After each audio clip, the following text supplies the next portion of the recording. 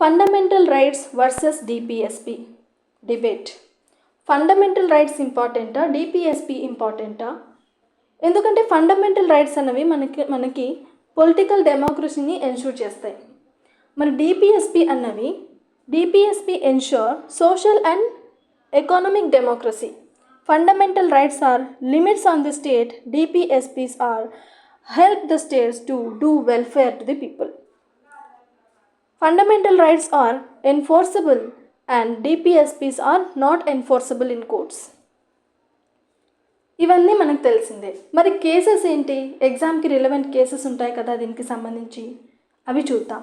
Fundamental rights versus డిపిఎస్పిస్ అనే ఈ డిబేట్లో first time supreme court Champakam Dorairajan case 1951లో ఏం చెప్పింది అంటే ఫండమెంటల్ రైట్సే డిపిఎస్పిస్ కంటే కూడా గ్రేట్ అని చెప్పింది. ఫండమెంటల్ రైట్స్ డిపిఎస్పిస్ కంటే కూడా గొప్పవి, పెద్దవి అని చెప్పిందనమాట. ఏవి కన్సిడర్ చేయాలి రెండు కాన్ఫ్లిక్ట్ వచ్చినప్పుడు అంటే ఫండమెంటల్ రైట్స్ని మనం తీసుకోవాలి, డిపిఎస్పిస్ కంటే కూడా ఫండమెంటల్ రైట్స్ ఇంపార్టెంట్ కాన్స్టిట్యూషన్లో అని చెప్పింది. నెక్స్ట్ గోలక్నాథ్ కేసు 1967లో సుప్రీంకోర్టు మళ్ళీ అదే మాట చెప్పింది. ఏమని? ఫండమెంటల్ రైట్సే అన్నిటికంటే కూడా సుప్రీం అని చెప్పేసి. Next Kesavananda Bharati case 1973 most famous case. ఇందులో ఏం చెప్పిందంటే ఫండమెంటల్ రైట్స్ అన్నవి డిపిఎస్పితో బ్యాలెన్స్ చేయాలి. Balancing between fundamental rights and DPSPs ఇదే మనకు బేసిక్ స్ట్రక్చర్, రెండు బ్యాలెన్స్ అవ్వాలి, ఇదే బేసిక్ స్ట్రక్చర్ అని కేశవానంద భారతి కేసు 1973లో చెప్పింది.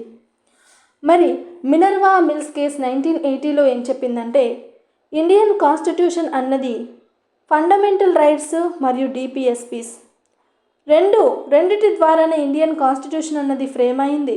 సో రెండిటికి హార్మోనీ అన్నది ఉండాలి, రెండిటి మధ్య హార్మోనీ అండ్ బ్యాలెన్స్ ఉండాలి అని మినర్వా మిల్స్ కేస్ 1980 అన్నది చెప్పింది. అంటే హార్మోనీని రిస్టోర్ చేసింది రెండిటి మధ్య.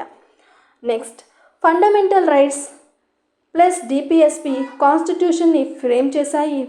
రెండు కూడా కాంప్లిమెంటరీ, ఇవి రెండు కాంప్లిమెంటరీ, సప్లిమెంటరీ కాదు, రెండు కూడా హార్మోనీగా బ్యాలెన్స్గా వర్క్ చేయాలి అని మినర్వా మిల్స్ కేస్ 1980లో సుప్రీంకోర్టు చెప్పడం జరిగింది. మరి ఇంకొక ఇంపార్టెంట్ థింగ్ ఏంటంటే Vaman Rao versus union of India case. Most important case Vaman Rao versus union of India case. Vaman Rao versus union of India case 1981.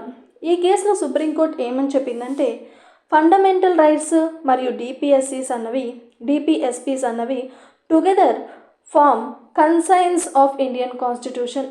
Fundamental rights and DPSPs రెండు కూడా కన్సైన్స్, రెండు కలిస్తేనే మన ఇండియన్ కన్సైన్స్ అన్నది ఫామ్ అయింది. Together form conscience of our Indian constitution అని వామన్ రావ్ కేసులో చెప్పడం జరిగింది. నెక్స్ట్ థింగ్ ల్యాండ్ రిఫార్మ్స్కి మరియు వెల్త్ డిస్ట్రిబ్యూషన్లో ఏదైనా ప్రాబ్లమ్స్ వస్తే మెయిన్ ఇంపార్టెంట్ గుర్తుపెట్టుకోండి. వామన్ రావ్ కేసులోని ఇది కూడా చెప్పారు.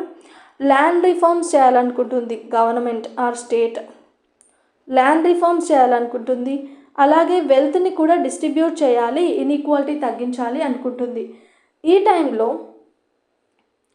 టైంలో డిపిఎస్పిస్ లైక్ 39B 39C అన్నవి వీటిని యూజ్ చేసి స్టేట్ అన్నవి ల్యాండ్ రిఫార్మ్స్ చేస్తుంది, వెల్త్ని డిస్ట్రిబ్యూట్ చేస్తుంది సమాజంలో ఇన్ఈక్వాలిటీని తగ్గించడానికి.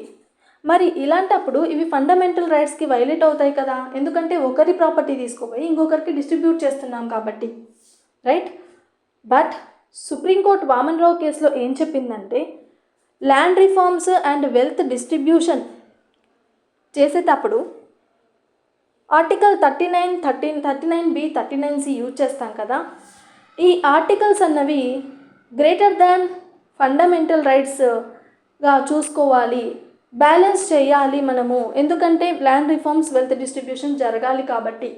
సో మెయిన్గా వామన్ రావ్ కేసులో together form conscience of the constitution and wealth distribution and land reforms చేసేటప్పుడు మనం కొంచెం డిపిఎస్పిని కూడా కొంచెం ఎఫ్ఆర్ కంటే కూడా ఫండమెంటల్ రైట్స్ కంటే కూడా కొంచెం ప్రిఫర్ చేయడం బెస్ట్ అని చెప్పింది.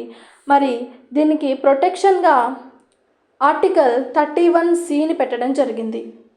ఇలా ఎన్షూర్ చేయడానికి ఒక్కోసారి ఇలా సందర్భాలు వస్తాయి కాబట్టి ఇలా ఎన్షూర్ చేయడానికి ఆర్టికల్ 31(c)ని కూడా కాన్స్టిట్యూషన్లో చేర్చడం జరిగింది.